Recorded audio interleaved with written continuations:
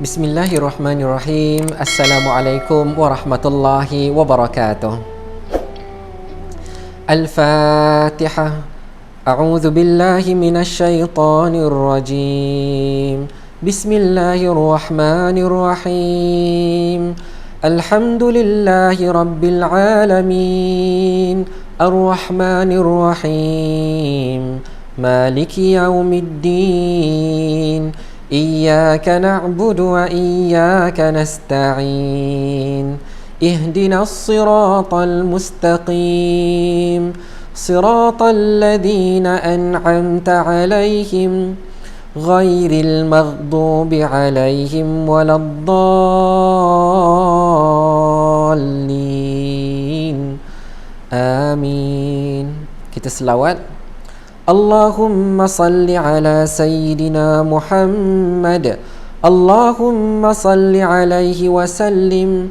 Allahumma salli ala Sayyidina Muhammad. Allahumma salli alaihi wa sallim. Allahumma salli ala Sayyidina Muhammad. Allahumma salli alaihi wa sallim. Allahumma salli ala Sayyidina Muhammad. Allahumma salli alaihi wa sallim. Allahumma salli ala Sayyidina Muhammad. Ya Rabbi salli alaihi wa sallim. Bismillahirrahmanirrahim. Alhamdulillahi rabbil alamin. Wassalatu wassalamu ala asyrafil anbiya'i wal mursalin wa ala alihi wa sahbihi ajma'in. Allahumma rabbana zidna ilman nafi'a warzuqna fahman wasi'a. Allahumma aftah alaina hikmataka wanshur alaina min khazaini rahmatika ya arhamar rahimin. Rabbi shrah li sadri wa yassir li amri wahlul 'uqdatam min lisani yafqahu qawli. Allahumma ya muallima Adam 'allimna wa ya mufahhima Sulaiman fahhimna. Allahumma faqihna fid din wa 'allimna at-ta'wil. Amin amin. Walhamdulillahi rabbil alamin. Tuan-tuan dan puan-puan yang dirahmati Allah Subhanahu wa taala, pertama sekali marilah sama-sama kita panjatkan kesyukuran kepada Allah Subhanahu wa taala kerana pada malam ini alhamdulillah, syukur pada Allah kerana Allah masih panjangkan lagi umur kita. Alhamdulillah, Allah berikan kesihatan yang baik kepada kita. Alhamdulillah, Allah lindungi kita daripada penyakit. Alhamdulillah, kita syukur pada Allah Subhanahu wa taala kerana Allah berikan taufik dan hidayah kepada kita hingga sama-sama alhamdulillah dapat kita melaksanakan solat fardu maghrib secara berjemaah di rumah masing-masing. Alhamdulillah, mudah-mudahan diberkati Allah Subhanahu wa taala.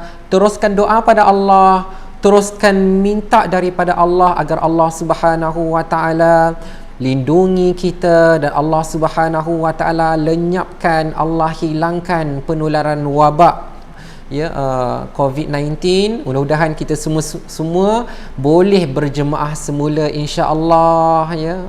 Jadi tuan-tuan dan puan-puan dirahmati Allah Subhanahu wa taala, saya nasihatkan diri saya dan tuan-tuan dan puan-puan yang dirahmati Allah agar kita pasang niat siap-siap, berazam siap-siap daripada sekarang insya-Allah. Doa pada Allah, mudah-mudahan apabila selesai sahaja dan kita dah boleh berkumpul seperti biasa, kita akan perbanyakkan masa datang ke rumah Allah Subhanahu wa taala. Ya, macam sekarang ni kita dapat berada di rumah saja, sabar dulu. Mudah-mudahan ya kesabaran kita dapat pahala daripada Allah Subhanahu wa taala. Tapi ingatlah tuan-tuan dan puan-puan dirahmati Allah, kita mesti kena ada kesungguhan. Bila mana dah dibenarkan untuk kita solat berjemaah beramai-ramai, ya, kita dah boleh dirikan solat Jumaat beramai-ramai, maka pastikan diri kita hadir, datang sungguh-sungguh ke rumah Allah Subhanahu wa taala yang kita rindui ini insya-Allah.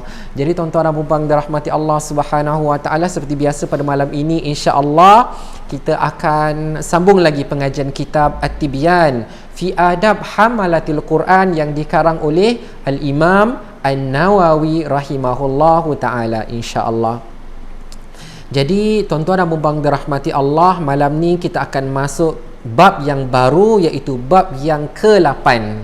Ya, bab yang sangat istimewa tuan-tuan dan puan-puan dirahmati Allah. Kalau sebelum ni kita dah belajar tentang adab-adab membaca Al-Quran dan alhamdulillah kita dah mengamalkannya. Sekarang kita akan belajar tentang satu bab tentang mengamalkan ayat-ayat dan surah-surah daripada Al-Quran.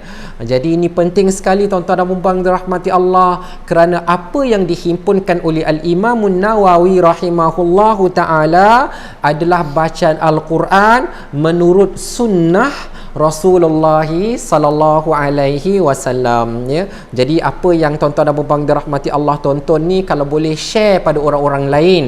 Mudah-mudahan orang-orang lain dapat mengamalkannya, insya-Allah. Ad-dalu 'alal khairi kafa'ilihi. Orang yang menuju ke arah kebaikan dan orang lain melakukannya, dia sama seperti dia melakukan kebaikan itu, ya.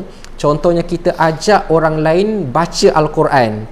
Kerana orang yang kita ajak tu dia baca Al-Quran, kita dapat pahala membaca Al-Quran. Alhamdulillah, syukur pada Allah, ya. Jadi kita akan belajar pada malam ni bab yang bertajuk himpunan ayat dan surah yang sunat dibaca. Kenapa sunat? Kerana dia sunnah Rasulullah sallallahu alaihi wasallam yang sunat dibaca pada masa dan keadaan yang tertentu. Jadi dalam bab ini tuan-tuan dan puan-puan dirahmati Allah, Al-Imam Nawawi dah tolong kita, dah bantu kita, dah mudahkan kita. Beliau himpunkan hadis-hadis Rasulullah sallallahu alaihi wasallam tentang bacaan Al-Quran Rasulullah sallallahu alaihi wasallam. Tinggal kita mempelajarinya dan mengamalkannya, tuan-tuan dan puan-puan dirahmati Allah. Baik, saya mulakan sedikitlah mukaddimah. Ketahuilah bahawa bab ini sungguh luas. Nak bagi tahu bahawa Rasulullah sallallahu alaihi wasallam banyak membaca Al-Quran, dan ini hadis-hadisnya, banyak sekali hadis-hadisnya, serta tidak mungkin dapat dihimpun kesemuanya. Tak dapatlah nak himpunkan semua hadis-hadis tersebut disebabkan terlalu banyak perbahasan di dalamnya. Jadi bukan semua, tetapi ada banyak juga yang perlu kita amalkan. Kalaulah apa yang dikongsikan oleh Al-Imam Nawawi dalam bab yang ringkas, yang nipis ini, kita boleh amalkan, alhamdulillah, syukur pada Allah. Kerana inilah surah-surah yang dibaca oleh Rasulullah sallallahu alaihi wasallam. Baik, tetapi kami bawakan majoritinya ataupun kebanyakannya dengan gaya bahasa yang ringkas, kerana kebanyakan yang kami akan sebutkan sudah diketahui dalam kalangan ahli ilmu dan masyarakat awam. Okey, yang ni walaupun ayat dia biasa saja, tapi kita kena muhasabah diri kita. Kalau ada nanti di antara surah-surah yang disebutkan kita tak familiar, kita tak tahu, tu ada masalah, tuan-tuan dan puan dirahmati Allah. Kita kena dekatkan diri kita lagi dengan Al-Quran. Sebab kata Al-Imam Nawawi sudah diketahui, ya, orang tahu, orang kena tahu. Jadi kita pun insya-Allah akan termasuk dalam kategori orang-orang yang tahu. Kata Al-Imam Nawawi, sebab itulah aku tidak sebutkan dalil pada kebanyakan kandungannya. Cuma bagi tahu surah ini dibaca bila. Antara ketetapannya ialah, baik tuan-tuan dan puan-puan dirahmati Allah, walaupun perenggan kedua ini dalam mukaddimah, tapi dia sangat penting. Kenapa tuan-tuan dan puan-puan dirahmati Allah? Kerana Al-Imam Nawawi rahimahullahu ta'ala nak bagi tahu pada kita bilakah waktu yang sunat, waktu yang afdal kita membaca Al-Quran. Sebenarnya tuan-tuan dan puan-puan dirahmati Allah, baca Al-Quran itu pada bila-bila masa sahaja. Tetapi bila sampai kepada 8 waktu ini, ada 8 waktu, tuan-tuan dan puan-puan dirahmati Allah Subhanahu wa ta'ala boleh kongsikan, boleh bagi tahu kepada ahli keluarga. 8 waktu ini bila tiba, tuan-tuan dan puan-puan dirahmati Allah, gandakan Banyakkan lagi bacaan Al-Quran. Kerana itulah yang dilakukan oleh Rasulullah sallallahu alaihi wasallam, yang menjadi ikutan para sahabat radhiyallahu anhum, para ulama yang terdahulu. Mereka memperbanyakkan bacaan Al-Quran apabila sampainya 8 waktu ini. Ada yang umum, ada yang khusus. Jadi tuan-tuan dan puan dirahmati Allah, apakah 8 waktu itu? Kita tengok. Kata Al-Imam Nawawi, sunat memberi lebih, ni ekstra, kena gandakan lebih perhatian terhadap bacaan Al-Quran bila yang pertama dalam bulan Ramadan. Tak lama lagi tuan-tuan dan puan dirahmati Allah Subhanahu wa taala, tinggal lebih kurang 20 hari saja. Doa pada Allah Subhanahu wa taala, ya, minta sungguh-sungguh daripada Allah. Allah Subhanahu wa taala lindungi kita, Allah selamatkan kita, ya. Allah beri kekuatan kepada kita insya-Allah. Ya.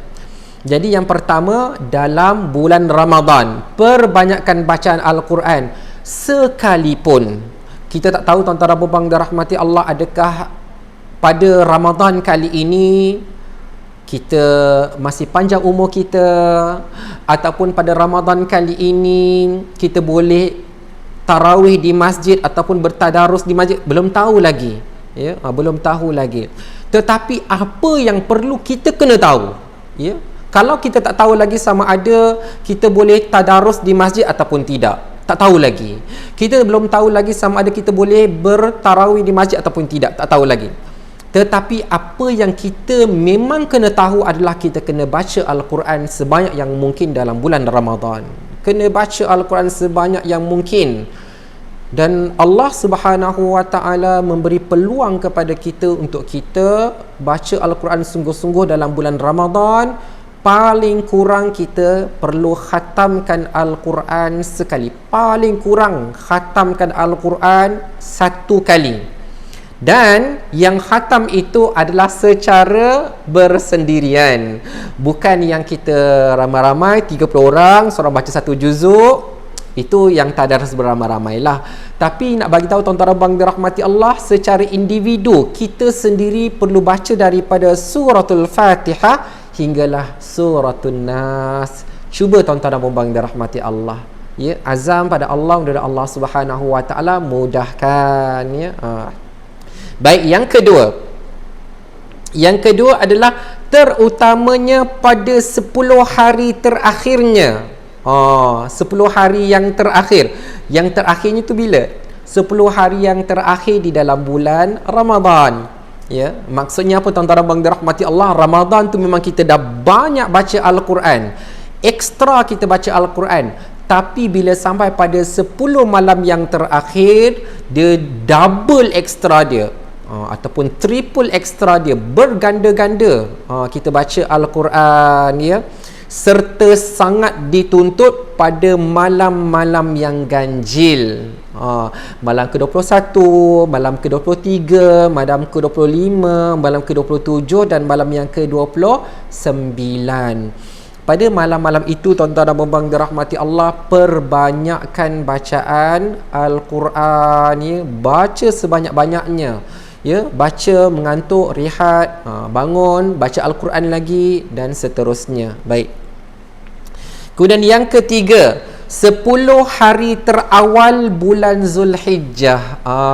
Jadi tuan-tuan dan puan dirahmati Allah Subhanahu wa taala, ya, di antara waktu yang kita kena perbanyakkan bacaan Al-Quran ni ekstra lebih daripada hari-hari biasa adalah pada 10 hari pertama dalam bulan Zulhijjah. Baik, bulan Zulhijjah ni bulan berapa?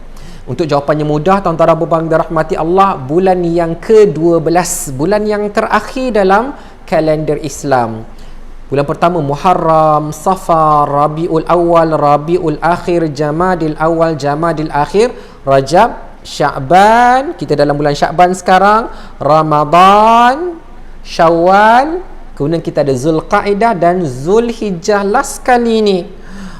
Dia bukan sebarang last tuan-tuan dan puan dirahmati Allah, tapi luar biasa. Allah Subhanahu wa taala sebutkan dalam ayat kedua dalam suratul Fajr, Bismillahirrahmanirrahim, wal fajr walayalin ashr, dan malam yang 10. Ya, kebanyakan para ulama tafsir menyebutkan bahawa malam yang 10 itu merujuk kepada 10 hari pertama dalam bulan Zulhijjah, di mana itu merupakan hari yang paling agung, paling disukai oleh Allah Subhanahu wa taala apabila kita beramal soleh. Allah Subhanahu wa taala sangat-sangat suka bila kita beramal soleh, daripada 1 Zulhijjah hinggalah kepada 10 Zulhijjah. Sebab itu tuan-tuan dan puan-puan dirahmati Allah Subhanahu wa taala, di masjid ini sendiri, Masjid Al-Azim, Masjid Negeri Melaka, bila masuk saja malam pertama daripada bulan Zulhijjah, malam pertama Zulhijjah, 10 malam itu ada ihya, ya, menghidupkan 10 hari pertama dalam bulan Zulhijjah dengan qiyamul lail, ya, dengan berpuasa dan macam-macam lagi ibadah, tuan-tuan dan puan-puan dirahmati Allah, hidupkan kerana Allah Subhanahu wa taala sangat suka. Pada 10 hari pertama dalam bulan Zulhijjah, yang sangat-sangat disukai oleh Allah Subhanahu wa taala adalah takbir, ya, antaranya Subhanallah walhamdulillah wala ilaha illallah wallahu akbar. Allah Subhanahu wa taala suka bila kita banyak bertakbir. Allahu akbar, Allahu akbar, Allahu akbar. La ilaha illallah wallahu akbar walillahil. Allah sangat suka kita bertakbir. Tetapi selain daripada itu, boleh juga kita memperbanyakkan bacaan Al-Quran, ya. Baik. Kemudian yang keempat, tadi kalau yang pertama bulan Ramadan, yang kedua dalam bulan Ramadan ada 10 malam yang terakhir. Untuk yang bulan Zulhijjah ni, yang pertama 10 hari pertama dalam bulan Zulhijjah.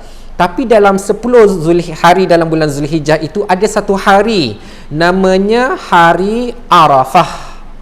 Hari Arafah. Jadi tuan-tuan dan puan-puan dirahmati Allah, Hari Arafah ni di bila?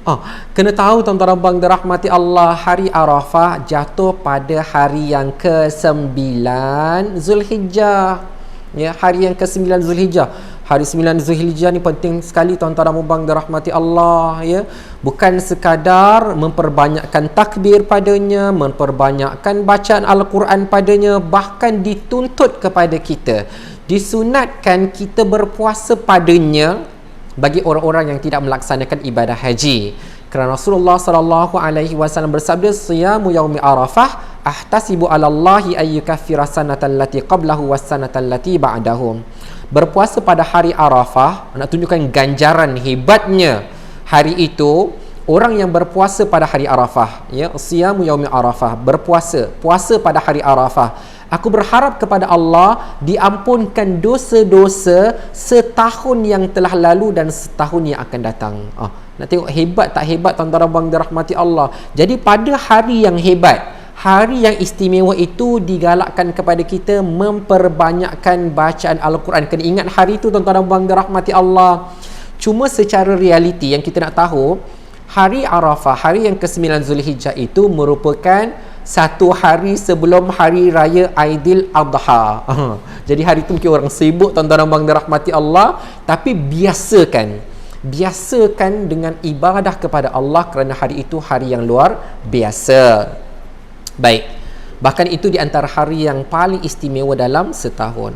Kemudian hari yang kelima.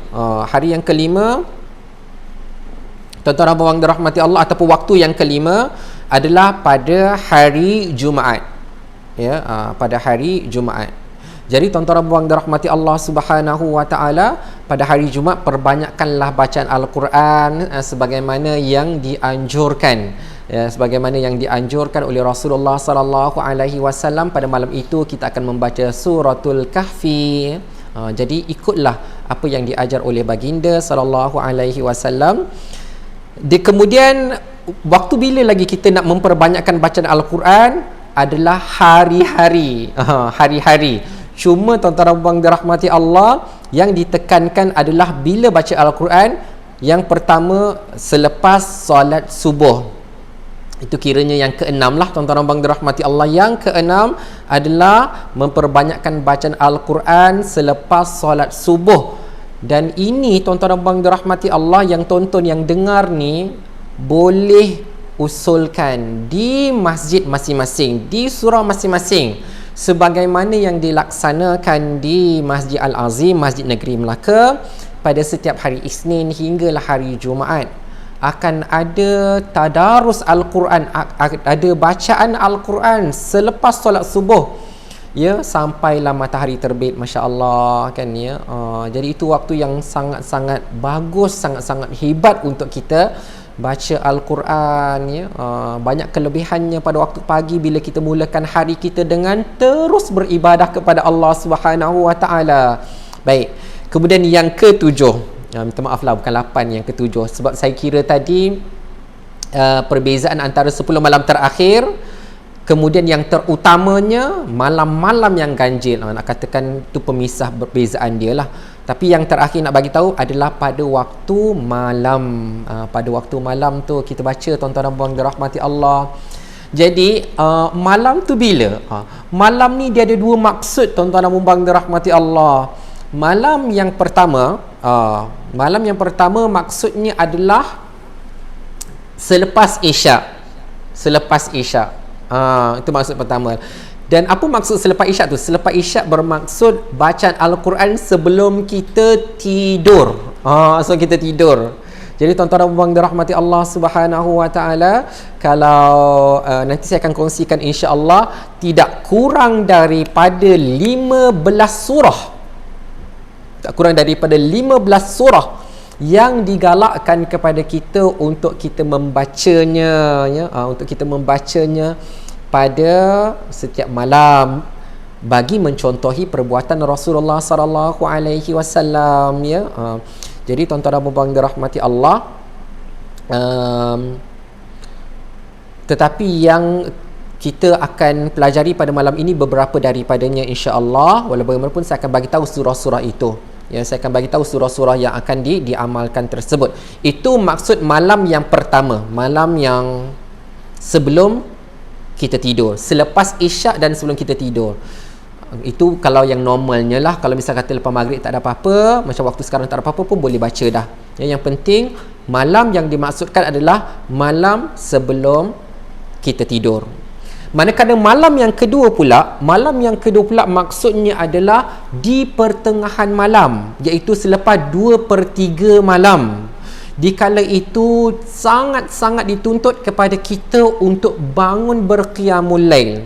Sangat-sangat dituntut kepada kita untuk bertahajud kepada Allah Subhanahu wa taala, dan di dalam solat itulah kita akan memperbanyakkan bacaan Al-Quran yang kita mampu, ya.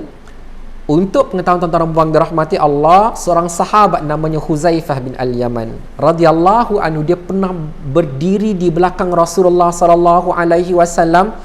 Baginda membaca Al-Quran panjang sekali. Baginda sallallahu alaihi wasallam dalam tahajud, baginda baca suratul Baqarah, surah Ali Imran, surah An-Nisa, surah Al-Maidah, surah panjang-panjang tuan-tuan dan puan dirahmati Allah. Jadi waktu itu juga afdal kita membaca Al-Quran, ya. Jadi tuan-tuan dan puan dirahmati Allah Subhanahu wa taala, jadi itulah waktu-waktunya, ya. Itulah adalah waktu-waktunya yang digalakkan kepada kita untuk baca Al-Quran. Saya ulang balik. Yang pertama, tuan-tuan dan puan dirahmati Allah, keseluruhan bulan Ramadan. Yang kedua, tuan-tuan dan puan dirahmati Allah, adalah pada 10 malam yang terakhir dalam bulan Ramadan. Kemudian yang ketiga adalah pada 10 hari pertama dalam bulan Zulhijjah. Kemudian yang keempat adalah pada hari Arafah pada 9 Zulhijjah. Yang kelima adalah pada hari Jumaat. Yang keenam adalah pada waktu pagi selepas solat subuh. Yang ketujuh adalah pada waktu malam. Cuma malam tu ada dua. Malam yang sebelum kita tidur, dan malam juga yang selepas kita bangun daripada tidur. Waktu tu dikira malam jugalah, 2/3 malam, ya. Jadi tuan-tuan dan puan dirahmati Allah, pada waktu tu banyakkan bacaan Al-Quran. Jadi mudah-mudahan malam ni kita dah ada ilmu, kita dah tahu bila sampai saja waktu-waktu itu waktu itu adalah waktu yang sesuai untuk kita membaca Al-Quran, perbanyakkan bacaan Al-Quran insya-Allah.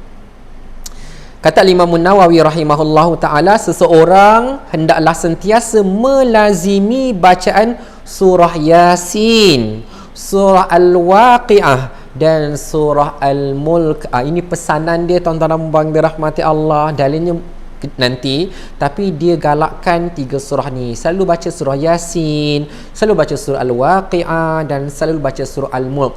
Ya, jadi kena tahu tuan-tuan dan puan-puan dirahmati Allah, surah Yasin, kalau yang dalam Yasin, buku Yasin tu kita tahu kan. Tapi kalau dalam Al-Quran, surah Yasin tu juzuk yang keberapa? Jadi tuan-tuan dan puan dirahmati Allah kena tahu. Kena tahu. Dia berada pada penghujung juzuk yang ke-22. Penghujung juzuk 22 dan sebahagian daripadanya adalah pangkal juzuk 23. Suratul Waqi'ah dalam juzuk berapa nak cari?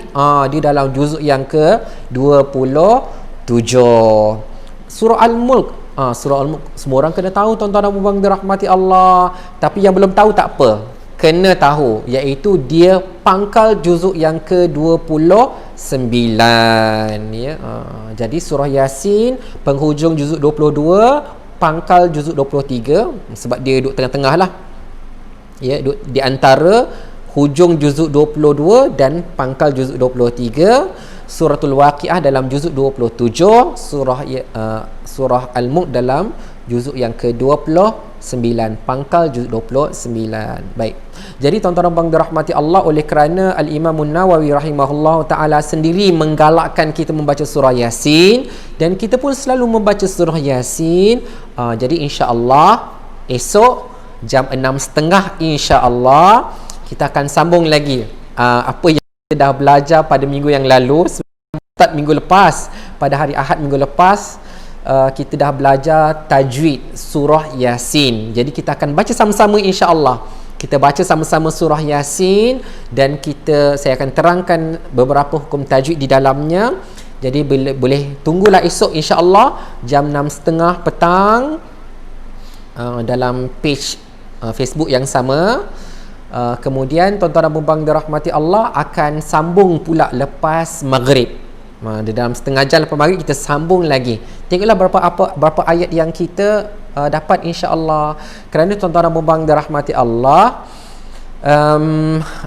oleh kerana kita selalu baca surah Yasin kan, tak semestinya bila kita selalu membaca surah, mana yang panjang pendek kita kena pastikan, mana yang kena dengung kita kena pastikan juga insya-Allah. Baik, tuan-tuan dan puan-puan dirahmati Allah, jadi kita akan jumpa esok untuk surah Yasin beserta tajwid insya-Allah jam 6.30 dan selepas maghrib insya-Allah. Baik, kita tengok Al-Imam Nawawi rahimahullahu ta'ala, beliau jelaskan dalam bab ni special, istimewa. Sebab apa?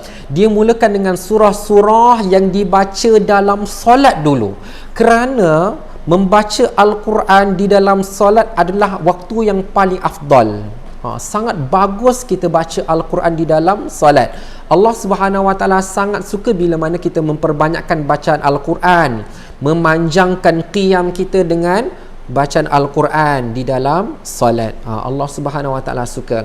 Jadi Al-Imam Nawawi rahimahullahu taala dalam bab ni, dalam topik ni, dia mulakan dengan surah-surah yang dibaca di dalam solat. Itu pun ada 2 bahagian. Yang pertama, solat, bacaan Al-Quran dalam solat secara berjemaah. Manakala yang kedua pula adalah bacaan Al-Quran dalam solat secara sendirian. Jadi Al-Imam Nawawi rahimahullahu ta'ala memulakan dengan bacaan Al-Quran dalam solat berjemaah. Jadi seolah-olah tuan-tuan dan puan dirahmati Allah ni, imam-imam kena tahu. Imam-imam kena tahu. Jadi bila apa yang terjadi sekarang ni tuan-tuan dan puan dirahmati Allah, sekarang ni masing-masing para lelaki, para suami, para bapa menjadi imam di rumah. Jadi sekurang-kurangnya kena tahulah, walaupun mungkin kita belum nak baca lagi, tapi kita kena tahu. Dan bila kita tahu, kita kena ikhtiar, kita kena cuba. Contohnya tuan-tuan dan puan dirahmati Allah, yang pertama membaca surah As-Sajadah. Kata Al-Imam Nawawi, disunatkan bagi seseorang membaca surah As-Sajadah secara lengkap, secara sempurna. Dalam surah As-Sajadah ada 30 ayat, dibaca ke 30 ayat itu. Selepas suratul Fatihah dalam rakaat pertama. Bukan baca separuh surah Sajadah, contohnya 1 sampai 20 rakaat pertama, kemudian lagi 10, 21 hingga 30 dalam rakaat yang kedua. Ya. Baik, tunggu kata-kata Al-Imam Nawawi, ya. Jadi dia baca surah As-Sajadah secara lengkap selepas suratul Fatihah dalam rakaat pertama pada solat subuh hari Jumaat. Manakala membaca surah Al-Insan secara lengkap juga. Surah Al-Insan ada 31 ayat, ya, dalam rakaat yang kedua. Bukan baca separuh surah Al-Insan, tapi baca semuanya sekali. Kata Al-Imam Nawawi, ini nasihat kepada para imam, jangan dia menuruti perbuatan kebanyakan imam masjid. Ini kata-kata Al-Imam Nawawi, bukan saya, tuan-tuan dan abang dirahmati Allah, cuma terjemahan lah. Jangan dia menuruti perbuatan kebanyakan imam masjid, hanya membaca beberapa ayat daripada setiap satunya, serta sengaja memanjang-panjangkan bacaan. Akan tetapi dia hendaklah membaca kedua-duanya iaitu surah As-Sajadah dan surah Al-Insan secara lengkap, dan memastikannya dibaca dengan tartil. Jadi tuan-tuan dan puan dirahmati Allah Subhanahu wa taala, maka itu di antara sunnah Rasulullah sallallahu alaihi wasallam yang boleh kita contohi. Kalau sebelum ni imam-imam saja yang buat, sekarang kita semua imam-imam di rumah. Jadi insya-Allah kita cuba ikhtiarkan itu. Mudah-mudahan diberkati Allah Subhanahu wa taala. Insya-Allah surah-surah yang sunat dibaca dalam solat secara berjemaah dan solat bersendirian sebagaimana yang ditunjukkan oleh Rasulullah sallallahu alaihi wasallam, kita akan sambung dalam pertemuan yang akan datang. Mudah-mudahan diberkati Allah Subhanahu wa taala. Aqulu qauli hadza wa astaghfirullahal azim. Wa barakallahu fikum. Wassalamu alaikum warahmatullahi wabarakatuh.